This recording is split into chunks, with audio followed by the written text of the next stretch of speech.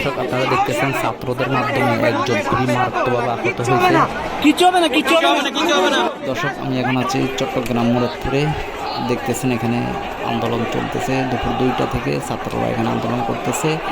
আওয়ামী লীগরাও বারবার ঢোকার চেষ্টা করতেছে মুরাদপুরে, কিন্তু ছাত্রদের কারণে পারতেছে না।